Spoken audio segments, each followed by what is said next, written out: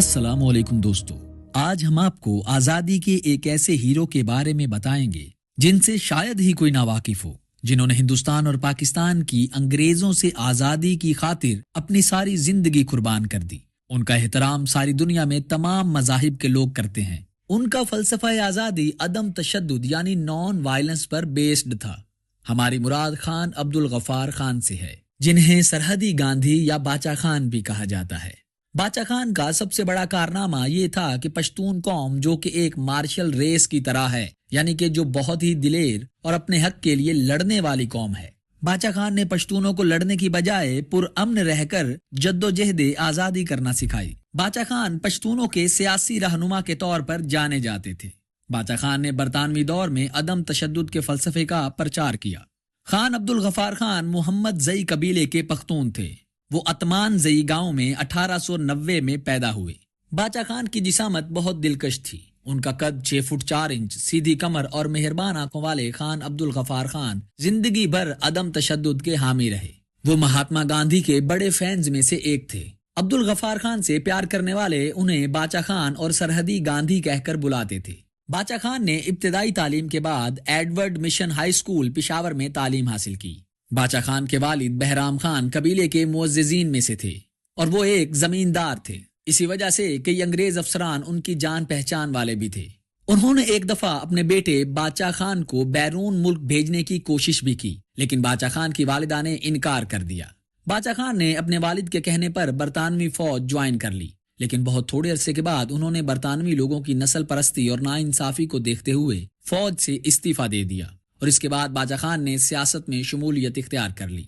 बाचा खान ने सियासत में शमूलियत का आगाज रॉलेट एक्ट के खिलाफ तहरीक में हिस्सा लेकर किया। इस तहरीक में हिस्सा लेने की वजह से बाचा खान को 6 माह तक की कैद की सजा भी हुई थी। इसके बाद 1920 में Abdul Ghaffar Khan quit India movement में शरीक होकर अफगानिस्तान चले गए, मगर तहरीक नाकाम होने के बाद दोबारा वापिस आ गए। इसके बाद 1921 में बाचा खान ने अपने गांव अतमान जई में एक मदरसा कायम किया और इस वजह से अंग्रेज के चीफ कमिश्नर सर जॉन मेजे ने अब्दुल गफ्फार के वालिद साहब को बुलवाकर यह हुक्म दिया कि इस मदरसे को बंद किया जाए। इसकी वजह यह थी कि इस मदरसे में स्टूडेंट्स को अंग्रेजों के खिलाफ तालीम दी जाती थी, लेकिन इसके बावजूद बाचा खान ने इस मदरसे को जारी रखा। इसके बाद 1921 में बाचा खान ने खिलाफत तहरीक में हिस्सा ले लिया, जिसकी वजह से बाचा खान को 3 साल की सजा भुगतनी पड़ी। अब्दुल गफ्फार खान ने 1924 में जेल से निकलने के बाद मुसलमानों में गलत रसूम के खात्मे के लिए अंजुमन इस्लाह अफगान भी कायम की।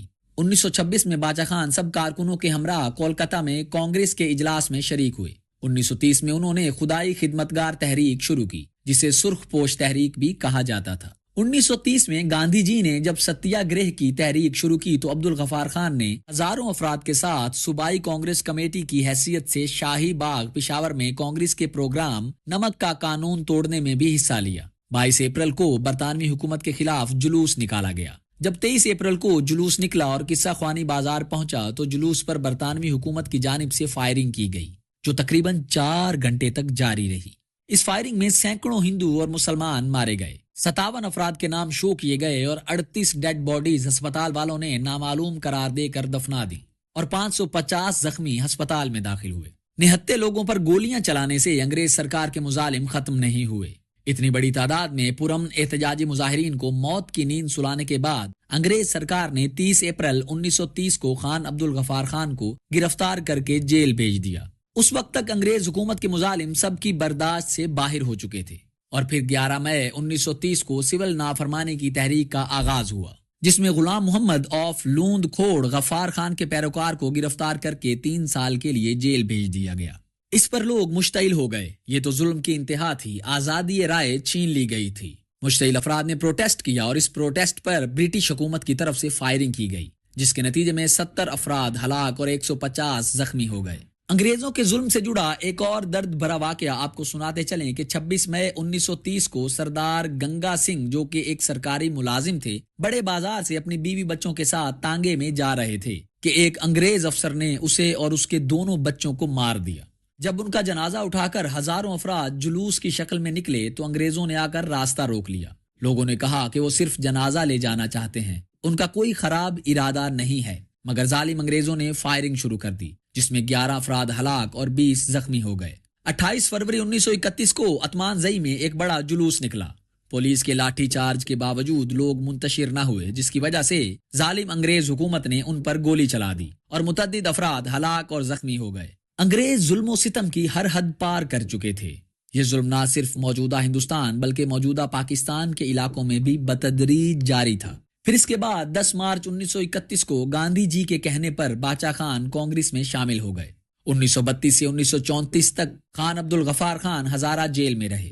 रिहाई के बाद उनके सरहद और पंजाब में दाखिले पर पाबंदी आयद कर दी गई, लिहाजा वो कुछ वक्त वारधा में ही गांधी जी के पास रहे। 1935 में हिंदुस्तान को सूबाई खुद मुख्तारी मिल गई। एक दफा बाचा खान ने बंबई में ऑल इंडिया स्वदेशी नुमाइश के इफ्तिताह पर तकरीर की, जिस पर उनके खिलाफ बगावत का मुकदमा चला और उन्हें 3 साल के लिए जेल भेज दिया गया। 1937 के आखिर में वो दोबारा वतन लौटे तो उनका जबरदस्त इस्तकबाल हुआ और अटक से पिशावर तक जुलूस निकाला गया। सितंबर 1939 में दूसरी जंग अजीम शुरू हो गई, जिसमें कांग्रेस ने हुकूमत की हिमायत का मशरूत ऐलान किया। इस पर नाराज होकर बाचा खान कांग्रेस से अलग हो गए और उन्होंने दोबारा खुदाई खिदमतगार तहरीक के लिए काम करना शुरू कर दिया। मगर जब अंग्रेजों ने कांग्रेस की शराइत तस्लीम की तो बाचा खान फिर कांग्रेस में शामिल हो गए। 8 अगस्त 1946 में जब ऑल इंडिया कांग्रेस कमेटी ने क्विट इंडिया मूवमेंट की करारदाद पास की तो सरहदी इलाकों में भी गिरफ्तारियां हुई और बाचा खान को जेल भेज दिया गया। बाचा खान की रिहाई के कुछ अरसे बाद बिहार और बंगाल में जबरदस्त कहत पड़ा, जिस पर बाचा खान ने बिहार पहुंचकर पूरे सूबे का दौरा किया। इसके बाद 14 अगस्त 1947 को जब तकसीम हिंद अमल में आई तो बाचा खान की मुश्किलात कम होने की बजाय मजीद बढ़ गईं। ये उनकी जिंदगी का सबसे मायूस कुन दौर था, क्योंकि सारी जिंदगी उन्होंने जिस मकसद के लिए जद्दोजहद की थी वो इसमें कामयाब ना हो सके थे, क्योंकि वो हिंदुस्तान और पाकिस्तान की तकसीम के खिलाफ थे। इसकी वजह यह थी कि बाचा खान का ख्याल था कि अगर नफरत की वजह से ये 2 मुमालिक की तकसीम होती है तो ये दोनों मुमालिक आने वाले वक्त में हमेशा लड़ते रहेंगे, और बजाय इसके कि वो अपने वसाइल गरीब अवाम पर लगाएं, ये दोनों मुमालिक हथियार खरीदने में अपना ज्यादातर बजट खर्च करेंगे। लेकिन आखिरकार तकसीम होकर ही रही, लेकिन फिर भी उन्होंने इस फैसले को भारी दिल के साथ तस्लीम कर लिया था। पाकिस्तान बन जाने के बाद 22 अगस्त 1947 को मोहम्मद अली जिन्नाह, जो कि पाकिस्तान के गवर्नर जनरल थे, उन्होंने अब्दुल गफार खान की इलेक्टेड प्रोविंशियल गवर्नमेंट को खत्म करके अब्दुल कयूम खान को सरहदी सूबे का चीफ मिनिस्टर तैनात कर दिया और वजीर आला अब्दुल कयूम खान ने अब्दुल गफार खान, सूबे के ex chief minister doctor Khan Sahib और उनके बहुत से सरकर्दा रहनुमाओं को जेल में डाल दिया। सितंबर 1948 में पाकिस्तानी गवर्नमेंट ने खुदाई खिदमतगार तहरीक को भी बैन कर दिया। इसके अलावा ब्राउनीज ऑफ पाकिस्तान ने उनका पाकिस्तान में जीना मुश्किल कर दिया था। शायद उन्हें तकसीम की सपोर्ट ना करने की वजह से सजा दी जाने लगी थी। अब्दुल गफार खान हुकूमत पाकिस्तान के इस नारवा सुलूक की वजह से अगले 20 साल के लिए जला वतन होकर अफगानिस्तान में मुकीम रहे। जब बाचा खान अफगानिस्तान में थे तो सन 1969 में इंडियन वजीर आजम इंदिरा गांधी ने अफगानिस्तान का दौरा किया। इस मौके पर इंडियन सफीर अशोक मेहता ने बाचा खान को इंदिरा गांधी के एजाज में दी जाने वाली जियाफत में मदऊ किया। नटवर सिंह अपनी किताब में लिखते हैं कि ये वो वक्त था जब इंदिरा गांधी ने 22 साल बाद अब्दुल गफार खान से मुलाकात की। उन्होंने अपने बड़े बेटे राजीव गांधी और बहू सोनिया का बाचा खान से तारुफ कराया।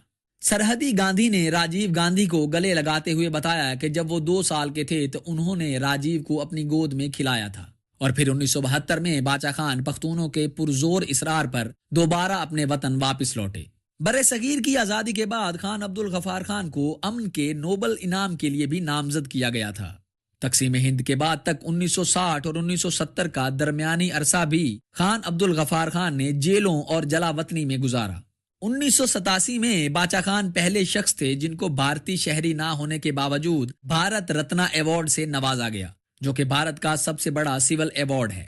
जुलाई 1987 को इंडिया के दौरे के दौरान दिल्ली में अचानक खान अब्दुल गफार खान पर फालिज का हमला हुआ और इसके बाद उन्हें पाकिस्तान वापस लाया गया। बाचा खान की इज्जत और अहमियत का अंदाजा इस बात से लगाया जा सकता है कि जब अब्दुल गफार खान पाकिस्तान वापस आए तो उस वक्त जलालाबाद में जंग जारी थी और बाद में बाचा खान की तदफीन के मौके पर जंग के दौरान दोनों फरीकैन ने अब्दुल गफार खान के एहतराम में जंग बंदी कर दी।